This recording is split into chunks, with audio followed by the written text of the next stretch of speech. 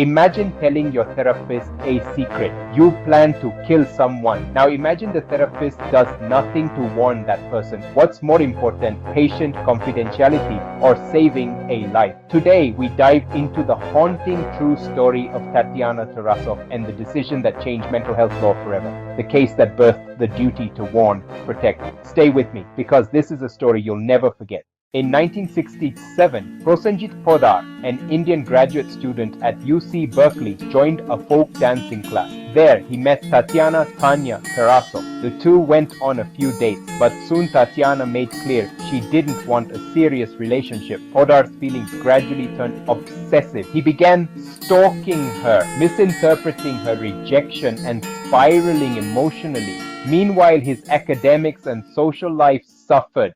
By 1969, Podar was in deep emotional crisis. He approached the University Medical Center and underwent psychological counseling. In several sessions with Dr. Lawrence Moore, he described his mental anguish. Then came the chilling line. Podar confessed he intended to kill Tatiana.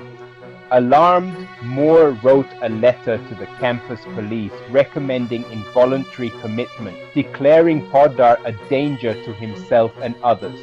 The police detained him briefly but released him after assessing he was rational and assuring they would stay away from Tatiana. Critically, no warning was ever given to Tatiana or her family. Moore's supervisor, psychiatrist Harvey Powelson, ordered Moore not to pursue further intervention. Confidential therapy, it seemed, had sealed Tatiana's fate.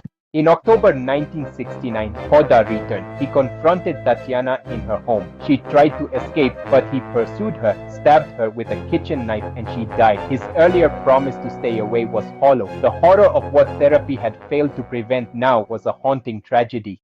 Tatiana's parents, devastated and outraged, filed a civil suit against Dr. Moore, the psychiatrist, and the regents of the University of California. Their claim, the therapist owed Tatiana a duty. They should have warned or protected her. At trial, the defense argued confidentiality protected them.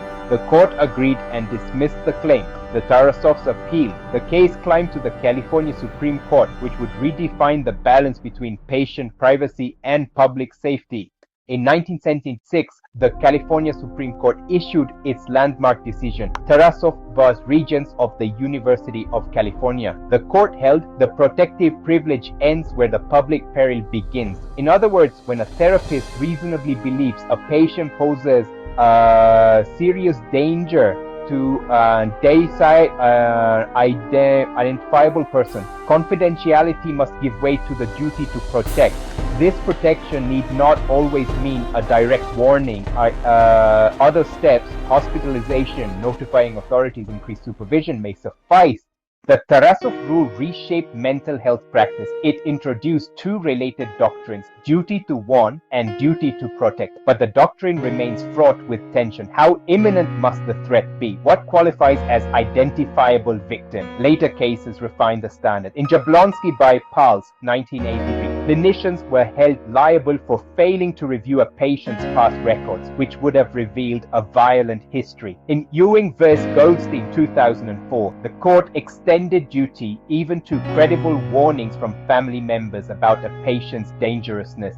Around the US, many states now impose mandatory or permissive duty to warn, protect laws. Some codify it in statute, others rely on case law. Globally, the case is taught in ethics and law courses. Every mental health professional must grapple with this boundary, but controversy remains. Critics argue the duty chills therapy, breaches trust, or triggers over-reporting. Supporters say protecting life must override confidentiality when danger is real. Tatiana's death remains a tragedy, but her legacy lives on, compelling therapists, courts, and ethicists to ask, when a hidden threat becomes visible, who do we protect? If you found this story as gripping as I do, don't forget to like, comment, and subscribe to The Grey Matter Files and Lies. Hit the notification bell so you never miss our deep dives into ethics, psychology, and law. In the next video, we'll explore how the Tarasoff duty plays out in India. Spoiler, it's a complex picture. Until then, keep questioning, keep learning, and stay mindful.